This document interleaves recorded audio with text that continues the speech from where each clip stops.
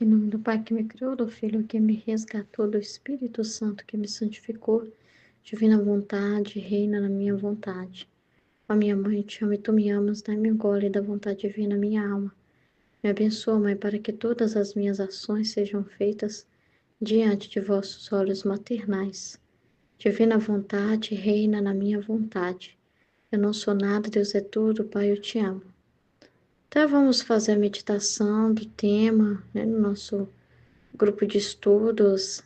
Esse é o tema estudo 2, né, do volume 25, o primeiro trecho, do dia 7 de outubro de 1928. Abertura da Casa da Divina Vontade em Corato. Entrada de Luísa Nela.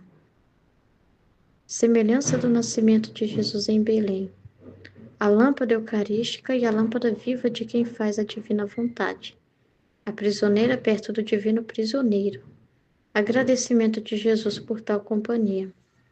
Meu Jesus, vida de meu pobre coração, você que sabe em que amargura me encontro, vem em minha ajuda, envolve em suas chamas a pequena recém-nascida de seu querer divino, a fim de que me dê a força para poder começar outro volume, e eclipse a minha mísera vontade, a fim de que não tenha mais vida e a substitua pela tua divina vontade, e ela mesma escreva com os caracteres de sua luz o que tu, meu amor, queres que escreva.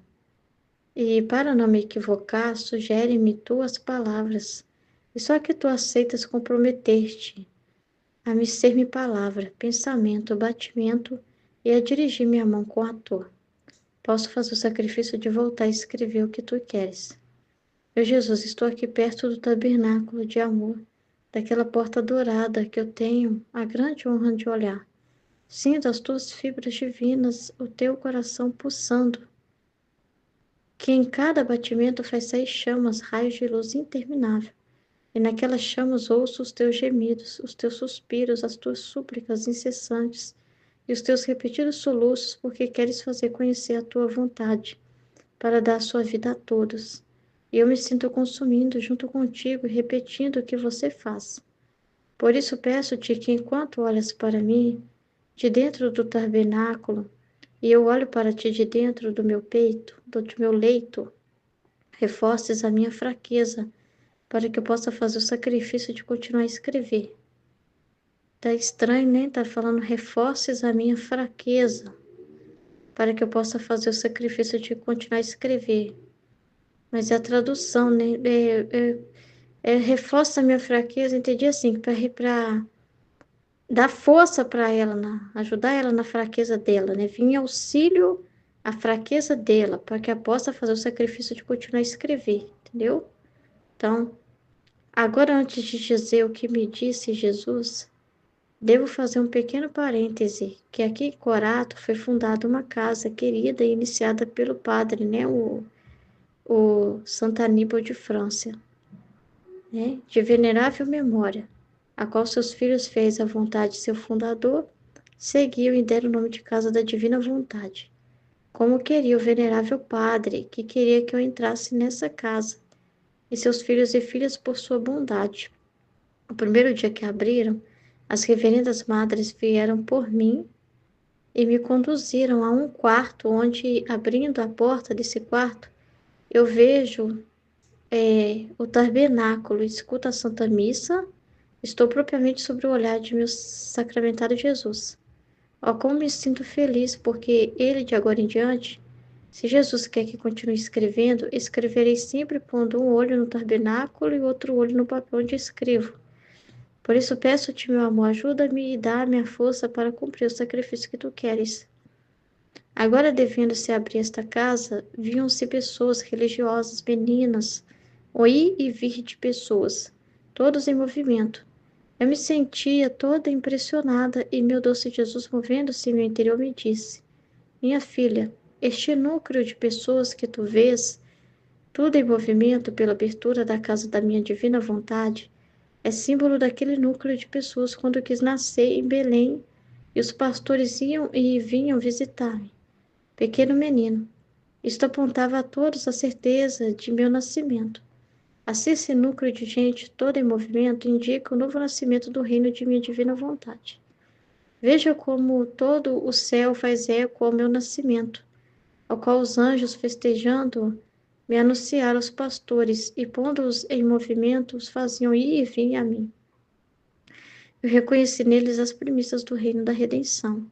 Assim reconheço neste núcleo de pessoas, de meninas e religiosas, o início do reino da minha divina vontade. Ao como exulta meu coração e goza, e todo o céu faz festa, assim como os anjos festejaram meu nascimento. Assim eles festejam o início do renascimento de meu Fiat e minhas criaturas. Mas veja como meu nascimento foi mais descuidado, mais pobre, não tive sequer um sacerdote perto de mim, mas apenas pobres pastores. Em vez disso, no início do meu querer, não há apenas um núcleo de religiosas e meninas estrangeiras, um povo que vem para festejar a abertura, mas há um arcebispo e sacerdotes representantes da minha igreja. Este é símbolo e anúncio a todos que o reino do meu querer divino será formado com mais magnificência, com pompas e esplendor maior que o próprio reino da redenção. E todos os reis e príncipes, bispos, sacerdotes e povos conhecerão o reino do meu Fiat e o possuirão. Por isso também tu festeja esse dia no qual meus e seus suspiros e sacrifícios vou fazer conhecer minha divina vontade. Vêm os primeiros alvores e esperam que logo surja o sol do meu Fiat divino. Logo tendo chegado a noite, deste dia consagrado à Rainha do Rosário, Rainha das Vitórias e dos Triunfos, pensava que esse era outro belo sinal, que assim como a soberana Senhora venceu seu Criador, e tecendo com as suas cadeias de amor, atraiu-o do céu à terra, para fazer formar o reino da redenção, assim a coroa doce e potente de seu rosário, a fará de novo vitoriosa e triunfadora para a divindade, tanto de conquistar o reino do Filho divino para fazê-lo vir minhas criaturas. Eu não pensava de fato que aquela mesma noite eu deveria ir à casa da divina vontade, junto a meu prisioneiro Jesus. Só lhe rogava que não me fizesse saber quando aconteceria, para não profanar com minha vontade humana este ato, que nada pusesse de meu, mas em tudo divino querer. Eram horas da noite e, fora o habitual, veio o confessor, e quem as reverendas madres superioras haviam rogado, se impusesse sobre mim por obediência para que eu cedesse a consentir com elas. Resisti tanto quanto pude, porque pensava que o Senhor quisesse que fosse no mês de abril. É estranho, né, ela falar isso, porque ela mesmo pediu que ela não soubesse, justamente para ela não fazer nenhuma rebelião, né, contra a vontade de Deus, né, ela não se impor, né. Ela pediu que ela não soubesse a data, entendeu? Quando ela teria que ir, porque ela não queria manchar tudo com a vontade humana dela, né? Entendeu? Ficar escolhendo, né, essas coisas, né? Ficar sabendo a data e de repente não gostar, né? Criticar, ter alguma opinião, preferência. Então ela preferia que fosse surpresa, e foi realmente surpresa. As irmãs chegou de noite lá, não estava esperando, fora do habitual. E a vontade de Deus é assim, né? Então era para ela ir, né? E ela começou a resistir, porque achava que ia ser em abril, então é complicado, né? É complicado. Estação mais quente, então não tem nada a ver isso, tá? O que é mais cômodo, o que é mais favorável na nossa visão. É o que a vontade divina coloca. A vida na divina vontade, você não tem preferência, tá? Você não escolhe nem o clima, né? Qual que talvez racionalmente você acha que convém mais, né? Para fazer uma coisa para Deus. Ele que proporciona o momento, tá? É uma vida assim de muita entrega e abandono mesmo, a vontade de Deus. Você não impõe nada, tá? Ah lá, o confessor insistiu tanto que eu cedi. Por volta das 9:30 da noite, fui levada a esta casa, perto do meu prisioneiro Jesus. Esta é a pequena história do porquê me encontro nessa casa da divina vontade. Agora retomo minha narração. Na noite fiquei sozinha com meu sacramentado Jesus. Meus olhos estavam fixos na porta do tabernáculo. A lâmpada, com seu tremor contínuo, me parecia que ora se quisesse apagar, mas depois se reavivava. E eu sentia um sobressalto no coração, temendo que Jesus pudesse ficar às escuras. E o meu sempre amava Jesus, movendo-se dentro de mim, abraçou-me e disse: Minha filha, não temas, que a lâmpada não se apaga. E se apagar, tenho a ti, a lâmpada viva, a lâmpada que com o teu tremor, mais que tremor da lâmpada eucarística, me diz: Te amo, te amo, te amo. Ó, como é belo o tremor de teu te amo.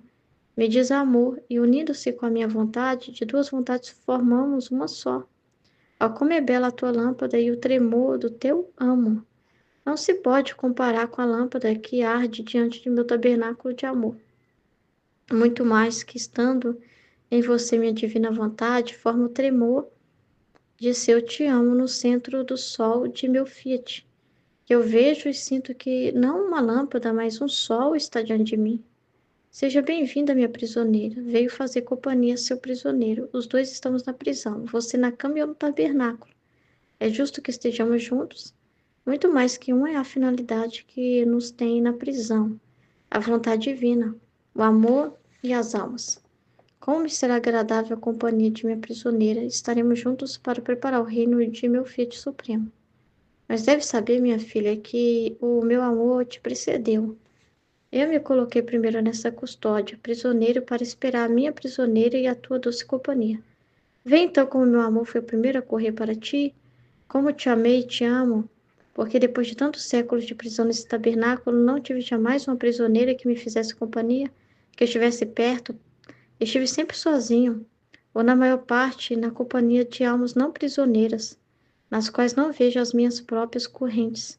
Agora finalmente chegou o tempo de ter uma prisioneira para tê-la continuamente próxima, sob meus olhares sacramentais, e que só as cadeias de minha vontade divina a têm prisioneira. Companhia mais doce e mais agradável não podia ter, portanto, enquanto estivermos na prisão, nos ocuparemos do reino do Fiat Divino e trabalharemos juntos e nos sacrificaremos para fazê-lo conhecer às criaturas. Então é muito lindo, né? Vamos lá, né? Pegar do início aqui, ver o que a gente pode extrair, né? E compreender, né? Então, a Luísa pede, né? Essa ajuda, né? Da Divina Vontade, né? Para dar força para ela, porque ela está começando outro volume do Livro do Céu. E, né?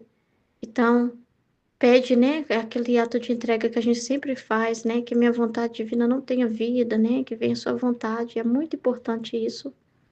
Essa entrega que a gente faz no início do dia, né?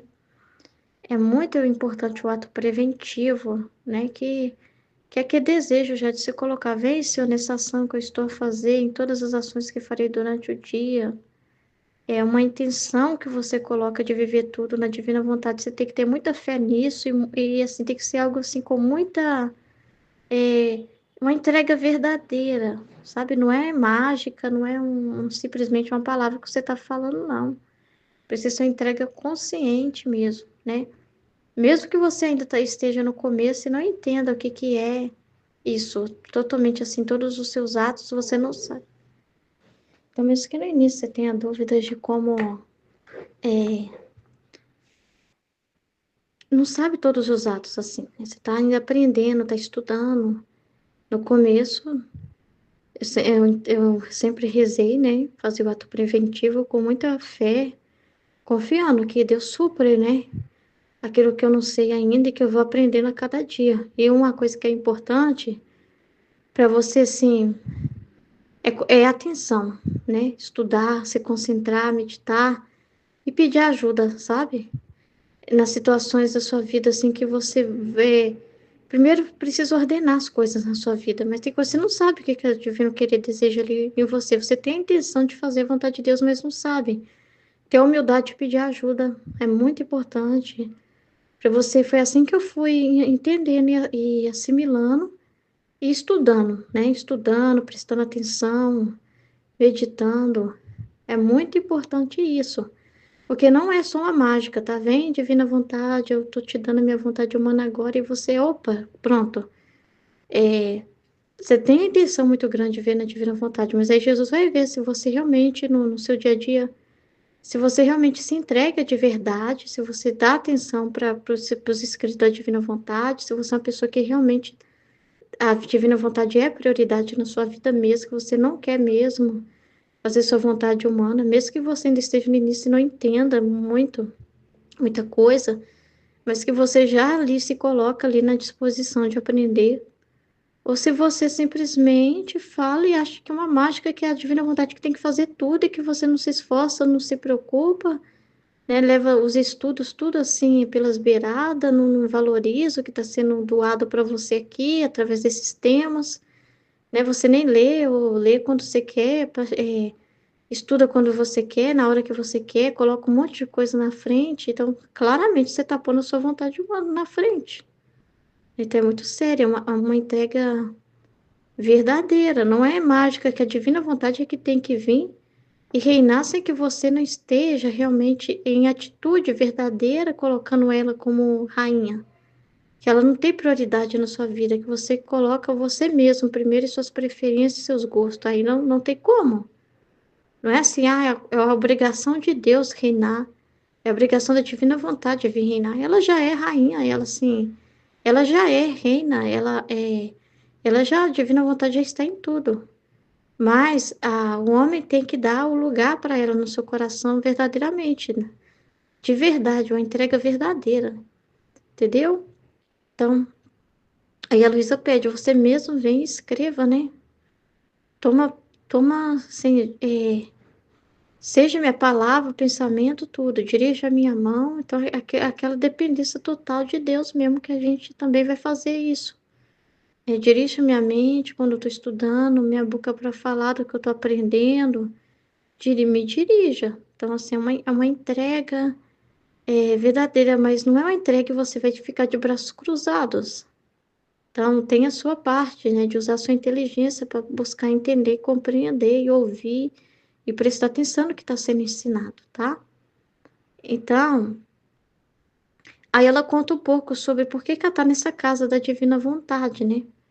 É para explicar que essa casa foi fundada por Santo Aníbal de França, né? Que foi também confessor da Luísa e que ajudou na publicação dos escritos e que acreditava verdadeiramente, né?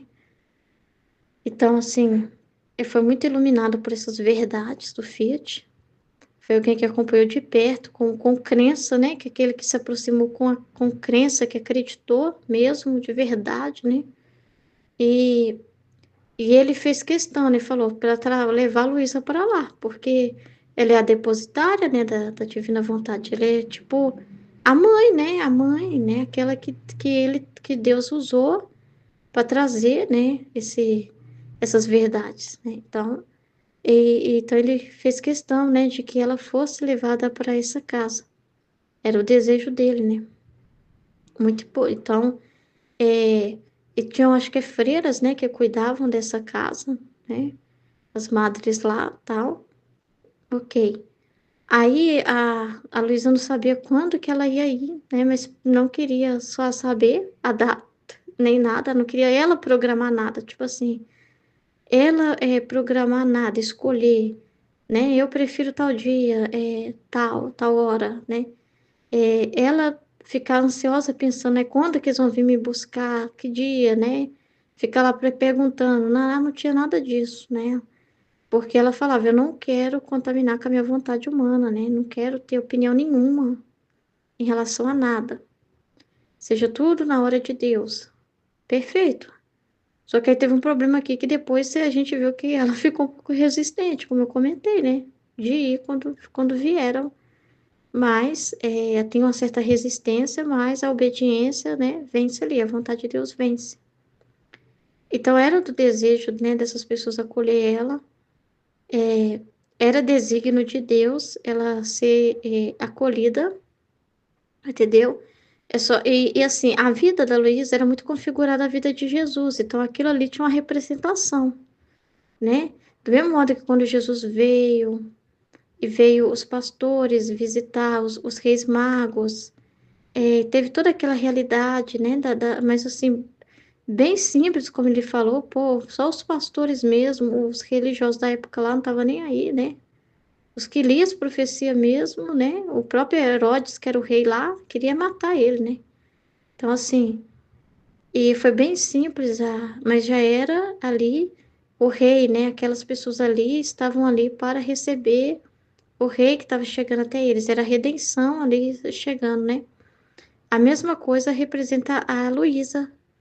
É profético isso, sabe? É algo assim muito importante esse acontecimento. Ela não tá à toa, né? Ela não tá naquela casa à toa. Tem uma coisa assim de reparação, de unir a vida dela com a de Jesus. É igual Jesus falou, olha, esse núcleo de pessoas que você tá vendo aí na abertura da casa é símbolo também do mesmo que aconteceu comigo em Belém. Então é muito interessante como que Jesus liga a vida dele à vida dela. Os acontecimentos, sabe? Que do mesmo agora, mais ainda o reino da redenção, porque agora tem a igreja, né? Desculpa, mais ainda o reino da divina vontade, porque agora tem a igreja, Jesus quer a igreja acolhendo, que é os sacerdotes dando atenção para isso, os religiosos, né? Que não seja como foi feito na redenção, né? Essa negligência da parte das autoridades, né? Mas que agora tenha atenção, tenha olhos, né? Para ali eles estarem ali. Então, isso é muito importante. E a forma com que Jesus assim liga a vida dele à vida dela, né? Ele vai mostrar muito isso também na nossa vida. Os acontecimentos da nossa vida não é à toa. É nada que, quando a gente passa a viver na divina vontade, não vemos mais a nossa vida humana, nós sozinhos. É Jesus vivendo em nós e ele liga a vida dele à nossa vida, é ele vivendo aquilo em nós. E tem o mesmo valor da vida dele, tem o mesmo valor, os sofrimentos que nós passamos tem o mesmo valor dos sofrimentos dele. Então, assim, ele vai, assim, ligando a vida dele à nossa, porque é como se fôssemos, assim, cópias dele, somos cópias dele, continuadores da vida dele, né? Então, é muito importante isso, tá? Entender isso, tem que assumir isso, não ter medo, tá? E então, isso tudo, os religiosos ali, as pessoas ali, é símbolo do que ele quer. A igreja precisa estar atenta a esses escritos. A igreja precisa pegar nesses escritos. Ela precisa. É para a igreja o terceiro Fiat, né? Ela precisa ser detentora disso e levar isso, esse conhecimento, né? Infelizmente, a gente ainda vê muito descaso. Essa mesma casa que acolheu a Luísa, do mesmo modo que Jesus foi desprezado também, né? A Luísa também vai ser desprezada um tempo depois, tá? Porque vai ter um problema aí com o escrito que nem é dela, alguém, se eu não me engano, para mim não falar besteira aqui, porque eu não me lembro direito, mas alguém escreveu algo, né? Um sacerdote, e parece que teve algum problema com os livros desse sacerdote, com o que ele publicou sobre a Luísa, alguma coisa assim. E aí, a Luísa aí foi para. Eu esqueci o nome, tá, gente? Vocês me perdoam, eu não sei agora explicar. Mas só sei que teve problema aí com relação a isso. E aí, essa casa que antes acolheu ela, ai, vamos receber a Luísa, né? Ela que traz a divina vontade, o livro do céu e tudo, né? E ficaram todos loucos, loucos para receber ela, naquela coisa toda.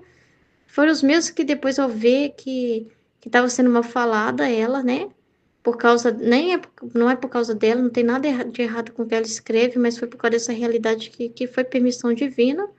Eles logo deram um jeito de, por uma estima própria, para querer zelar pela imagem deles, rejeitar a Luísa. Isso foi uma judiação que eles fizeram, tá? Retiraram ela da casa. Muito triste isso aí, tá? Isso foi muito triste, gente. Muito triste. Então, assim, é, preocupados com o nome. Enquanto para eles ela era, nossa, Luísa, né? A pessoa da Luísa aqui, que maravilha, ótimo. Na hora que teve uma coisa que Deus permitiu e ela ficasse mal vista, o nome dela, por causa dessa realidade, logo eles também, preocupados com a casa, com o que poderia acontecer em relação à casa, logo tiraram ela e não descartaram ela como se não fosse nada. É muito triste, tá? É muito triste, mas Jesus também foi rejeitado. Ele foi rejeitado pela Nazaré, né? Ele foi rejeitado pela terra dele, por aqueles que viram ele crescer, né? Então, ele foi rejeitado também pela sua pátria, né? Então, é lá como a pátria dela, né? A casa dela, a família dela, que devia acolhê-la como a mãe mesmo, e faz isso. É muito triste, muito triste. Ele estava fazendo isso com o próprio Jesus, tá?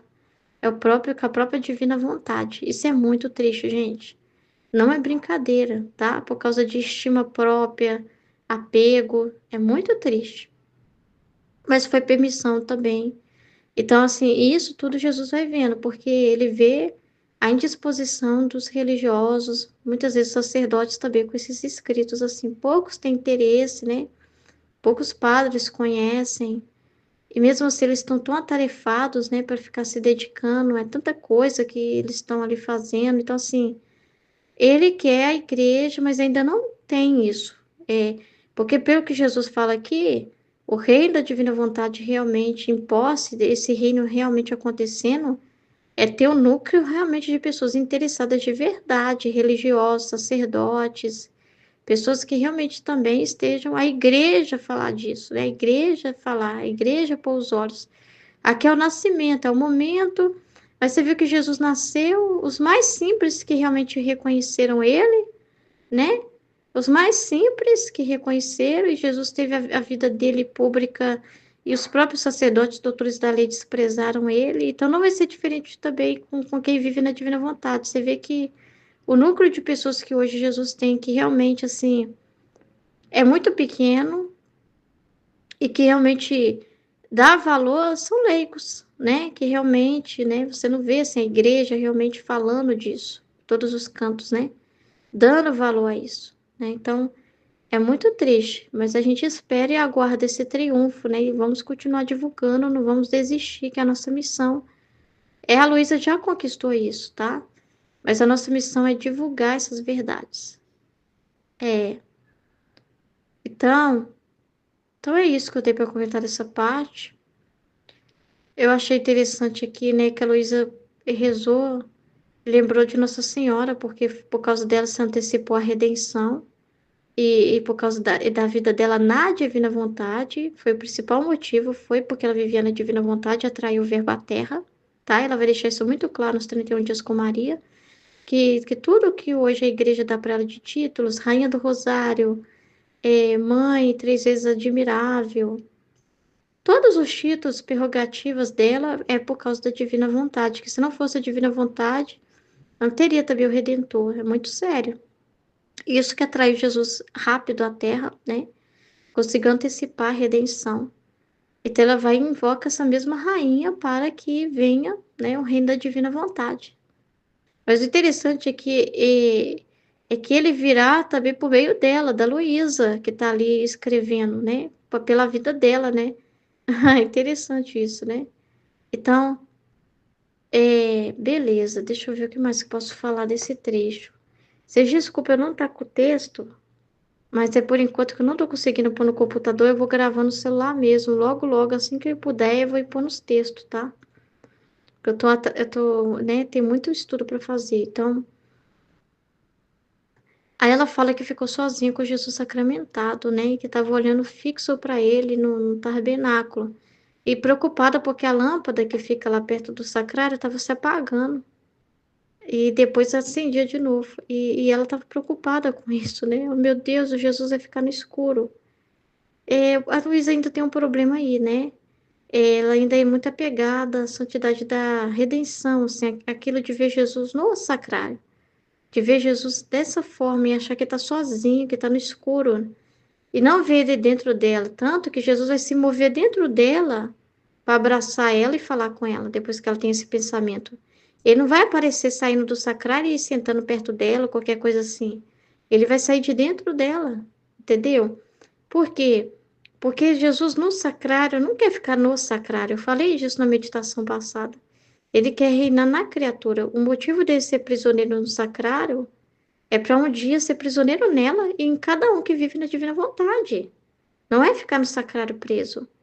E E o fato dele ficar preso ali, né, representa ela também na cama. O fato dele, ele vai falar isso, que a prisão dela na cama está relacionada também com a prisão dele eucarístico. Então é muito interessante. Aí ele vai falar, minha filha, não tem mais essa lâmpada. O que que é essa lâmpada? Essa lâmpada não se... Não... Você acha que Jesus está chateado por causa de uma lâmpada? Que é isso que ele quer? Que é isso que vai honrar ele? Se a lâmpada está acesa, não está? É a alma. É o amor dele na alma, repercutindo na alma. É isso que não pode apagar dentro de uma pessoa, gente. O amor por Deus, o amor a Deus. Nós por nós mesmos não amamos, é o próprio amor dele que ele infunde dentro de nós. E esse amor ele consegue ver que está ali sendo alimentado. É essa lâmpada que tem que estar acesa, é nossa vigilância, nossa atenção, nosso desejo de corresponder a Ele. É isso que ele vai falar. Entendeu? Eu falo assim, não, filha, eu vejo o seu amor meu em você. Eu te amo, te amo, te amo. Esse aí não se apaga. Isso para mim é muito mais importante que essa lâmpada aqui. Esse tremor, essa luz que me atrai, que me faz unir a ti. E por causa, não é só por causa disso, é porque ela está na divina vontade. Se não tiver a união da vontade de Deus, se não, não dá para Jesus a total satisfação. Não é verdadeiramente prisioneira dele. Se a pessoa não tiver na divina vontade. Entendeu? Porque, por mais que ela seja mas é uma pessoa adoradora, que ama Jesus, eucarístico, que comunga com fé, mas é momentos, ela não é sempre prisioneira. É isso que ele vai falar aqui, né? Então, você vai falar isso, nem as outras almas, elas não são tão. Você continuamente minha prisioneira, você é só minha, você só tá nessa cama por causa de mim. Ele vai falar isso para ela, entendeu? Você, para mim, é mais que uma lâmpada, é um sol, porque é um reflexo meu, é um outro eu tô vendo eu mesmo em você. Entendeu? Por que isso? Por causa que ela está na divina vontade. É na divina vontade, porque ela está vivendo na divina vontade. Por isso que, porque ele vê nela a divina vontade também. Por isso que ela é um outro sol. Só é um outro sol para ele, porque a pessoa está vivendo a divina vontade, né? E porque estão unidos na mesma vontade. E ela é prisioneira, né? E ele também está ali por ação da vontade divina, né? É pela vontade divina que eu mantenho ali. Mas, quando Jesus se coloca na Eucaristia, tudo que ele fez, todo o sacrifício dele, da vida dele, e ele se tornar prisioneiro na Eucaristia, é para que tenha os filhos da divina vontade. Toda a vida dele, a vida de Nossa Senhora, foi para que tenha esses filhos da divina vontade. Então, todo o estado dele no sacramento é para um dia chegar e habitar continuamente no alma que vive na divina vontade. Essa é a finalidade. É o que agrada a ele. Não é ficar lá e a alma ficar olhando para ele para fora. Ele quer estar dentro dela. Ele fala, até que enfim, eu estava esperando uma alma verdadeiramente prisioneira minha, que é aquela assim que não tem mais vida própria, não quer mais fazer sua vontade, que não quer mais ter a sua opinião, seus gostos próprios, escolher nada, que é uma prisioneira voluntária, que dá sua vontade voluntariamente, que quer realmente ser minha prisioneira, sabe? Que só quer o que me agrada. Só a minha vontade agora, ela só vive para mim. A pessoa prisioneira de Jesus só vive para ele, por ele, realmente, sabe? E só faz as coisas para agradar ele. Ela não é prisioneira às criaturas. Ela não é prisioneira em agradar criaturas, né? Ela vai fazer as coisas, ela vai ter a vida dela, vai trabalhar, pode fazer um passeio no supermercado, qualquer lugar. Mas ela não vai assim por ela, porque ela faz questão, um gosto próprio, porque ela busca o que lhe é agradável. Ela só faz por amor a Deus e porque Deus está dando para ela aquele momento ali, a condição dela ir, e ela está cuidando ali, vai se alimentar e cuidar do corpo para ter mais força e disposição para Deus, porque ela é templo de Deus. E ela tem consciência que ela se alimentar, ela comer aquela refeição, né? Ela está cuidando do templo, né, vivo que é ela, né? Justamente para ela estar mais inteira ainda para Deus. Então, ela só faz por Deus todas as coisas, só para dar mais atenção para Ele. Não é por fama, não é por prestígio, não é por elogio, não é para que as criaturas admirem ela, nada disso, só importa Jesus. Então, tudo que ele sofreu e ficou ali restringido no tabernáculo é para conseguir uma alma prisioneira, entendeu? Preparando, igual ela está ali, preparando o advento do reino, né? Preparando o reino do Filho Supremo, que a missão dela é escrever, né? E a nossa missão é assimilar isso. Então, somos prisioneiros também assimilando isso. Ah, mas você não tem que estar numa cama igual a Luísa. Não é isso que Jesus não te colocou nesse estado, né? Ah, eu tenho filhos que me chamam, eu tenho marido, como que eu vou ser prisioneira de Jesus? Eu tenho trabalho, se eu ficar sendo prisioneira de Jesus lá, eles vão me demitir do meu trabalho. Gente, nada disso, a sua vida natural toda está dentro, assim, tá? Você faz por amor a Deus ali, no automático ali, correspondendo, mas nem fica preso a que você está fazendo ali, não. Entendeu? Só faz por Deus mesmo, mas o seu coração é interior isso, né? É a atenção que você dá para Deus, é corresponder. E assim, como que Deus quer você prisioneiro, né? É dando atenção para esse conteúdo, para assimilar, para aprender e para divulgar essas verdades do Fiat. Essa é a nossa missão, fazer a divina as criaturas conhecer a divina vontade. Então, nós também nos colocamos disso. A gente abre mão de ter nossos planos, sim. Nós abrimos mão, sim. Nós abrimos mão de ter vida própria. É que nós vamos aonde a gente quer. A gente não faz mais isso também. A gente não escolhe nada. Como a Luísa pediu aqui na oração, eu não quero mais contaminar com a minha vontade humana nada. Eu não quero escolher nada. Eu prefiro, quando a divina vontade decidir, o que ela escolher para você, é o que ela escolher para você naquele dia. Isso é alguém abandonado. É o que ela pôr para você viver. Ah, mas o meu filho me chamou, então é a divina vontade. Tem que levar meu filho no médico, é a divina vontade. Você não escolhe nada. E você não fica com uma vontade, aí eu não queria ir para o médico.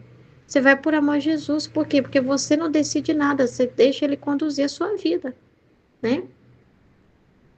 O meu amor te procedeu e me coloquei primeiro nesta custódia. Então, Jesus veio primeiro a nós, primeiro ele fez isso. E nos esperou. Então, quando você vê Jesus assim, você não. Uma coisa que eu até falei na meditação passada, você não tem mais aquele sentimento que está deixando Jesus no sacrário, que tem que toda hora ir no sacrário, que Jesus está lá sozinho, que a lâmpada está apagada, nada disso. Porque você entende que não pode apagar dentro de você isso. A atenção, a fé, a disposição, entendeu? O seu sim de cada dia, você não pode apagar, né? Então, assim, que ele quer estar dentro de você. Ele não está mais prisioneiro mais. Porque agora tem esses filhos. E se você está conhecendo esses escritos, você é chamada a ser esse filho e filha. E dar a sua companhia para ele. Entendeu? Então, esse sacrifício que ele fez foi para ter esses filhos. E agora ele quer a resposta. E é toda o direito dele de cobrar isso de nós. A resposta a esse amor, a esse sacrifício. É muito importante, né? Porque nas outras almas ele fala, eu não tenho isso. Elas não são prisioneiras. Eu não vejo as minhas próprias correntes, né? Tem interesse, tem coisas delas ali que faz elas às vezes ficar perto de Jesus porque elas querem uma graça, quer pedir alguma coisa, tem interesse. Então é muito lindo, gente. É muito maravilhoso. Então é isso. Aí ele fala, eu quero a sua doce companhia, né? Não podia ter companhia mais agradável. Portanto, enquanto estivermos na prisão, nos ocuparemos do reino do Fiat Divino e trabalharemos juntos e nos sacrificaremos para fazê-lo conhecer as criaturas. Tá vendo? Amém? Em nome do Pai, do Filho e do Espírito Santo. Amém, Fiat.